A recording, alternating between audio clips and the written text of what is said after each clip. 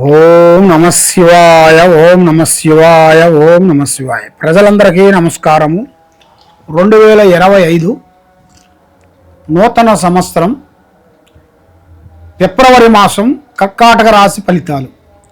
మరి ఈ రాశిలో ఉండవలసిన వాళ్ళకి స్థితిగతులు ఎలా ఉన్నాయి, అదృష్ట యోగం ఎలా ఉంది, లక్ష్మీ ప్రాప్తి ఎలా ఉంది, మరి ఇలా నామ నక్షత్ర గడియలు ఎంతవరకు వచ్చినాయి అనేది మనం తెలుసుకోబోతున్నాం. పునరస్తు నక్షత్రము 1, 2, 3, 4 పాదములు అనగా, పుష్పమి నక్షత్రం 1, 2, 3, 4 పాదములు అనగా, ఆశ్లేష నక్షత్రము 1, 2, 3, 4 పాదములు ఉండగా కలిస్తేనే కర్కాటక రాశి ఫలితాలు.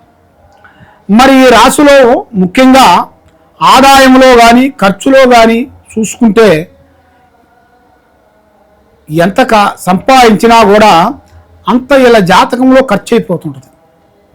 లక్ష్మి అనేది ఇలా చేతులు అనేది ఎక్కువగా నిలబడదు.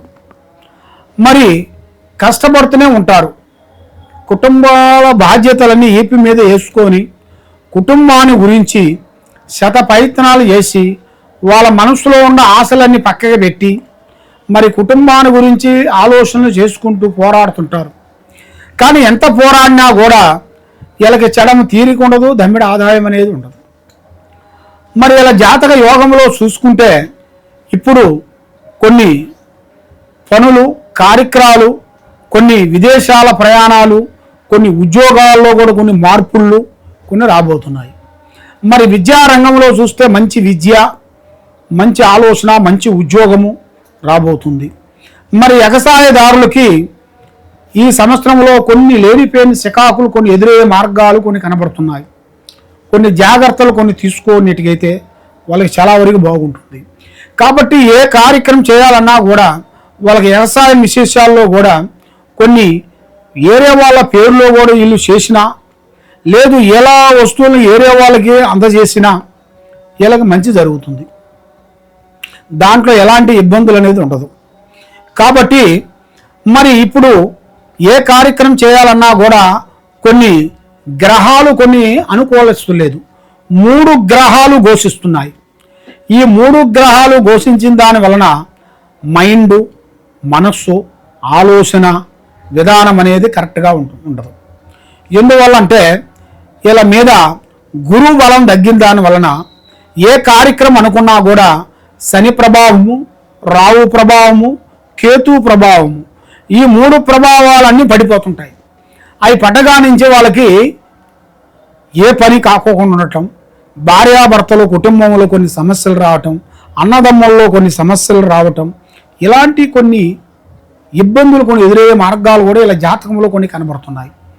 కాబట్టి మరి వీళ్ళు ఏ కార్యక్రమం చేసినా, ఏ పని అనుకున్నా, ఎక్కడికి పోయినా కూడా చేయాల్సిన పనులు పబ్లిక్ షిట్ చేయకూడదు.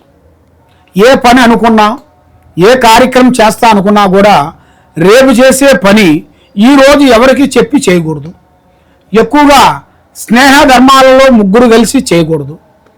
శనివారము, మంగళవారము, ఆదివారము ఈ 3 రోజుల వరకు కటింగ్ కానీ షేవింగ్ కానీ చేయించుకోకూడదు. 3 కలిసి వ్యాపార బిజినెస్లలో జాయింట్గా ఉండకూడదు.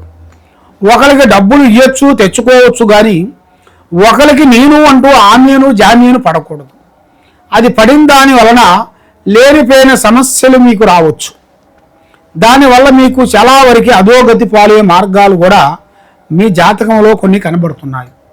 కాబట్టి మరి ఈ రాశిలో ఉండవలసిన వాళ్ళకి భగవంతుడు అనుగ్రహం అంటారు, అంటే దైవ దర్శనాలు, దైవ దర్శనాలకు వెళ్ళాల్సిన యోగం మీ జాతకంలో ఉంది.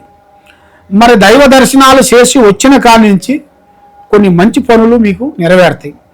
ఆ భగవంతుడు మీకు ఏదో ఒక రూపంలో తప్పకుండా హెల్పింగ్ చేసి మిమ్మల్ని అభివృద్ధిగా చేసి కుదురుగా చేయాల్సిన టైం అనేది నీ జాతక యోగంలో కూడా చాలా వరకు కనబడుతుంది.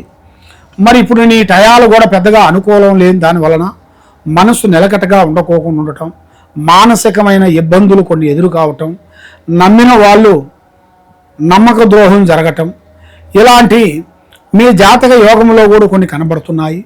కాబట్టి మీరు ఏ కార్యక్రమం చేసినా, ఏ పని చేసినా కూడా ముందే మీ ప్లానింగ్ ఎవరికి చెప్పొద్దండి.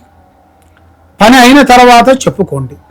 పని కాకముందు ప్రాణం లాంటి స్నేహితుడు కానీ బంధువు కానీ మిత్రుడు కానీ ఎవరికి చెప్పి చేసిన దానివల్ల చాలా ప్రమాదాలు ఎదురయ్యే మార్గాలు ఉన్నాయి.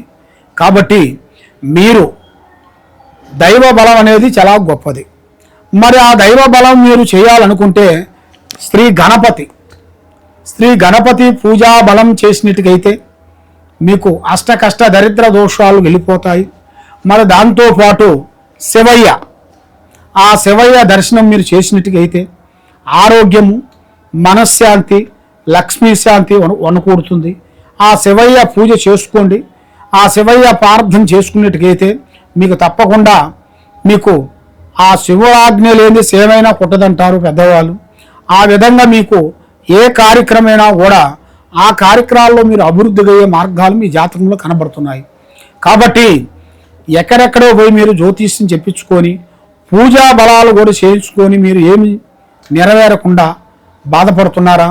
ఈ కింద ఉండాల్సిన నెంబర్కి మీరు సంప్రదించినట్టుకైతే మీ పేరుని బట్టి, మీ సమయాన్ని బట్టి, మీ యోగాన్ని బట్టి, మీ నక్షత్రాన్ని బట్టి ఎలా ఉందా అనేది చూసి మేము జాతక విధానం చెప్పగలుగుతాము. ఏ సందేహం ఉన్నా కూడా కింద ఉండాల్సిన నెంబర్ సంప్రదించండి. సరియో జనా సుఖరో భవంతు. నమః శివాయ.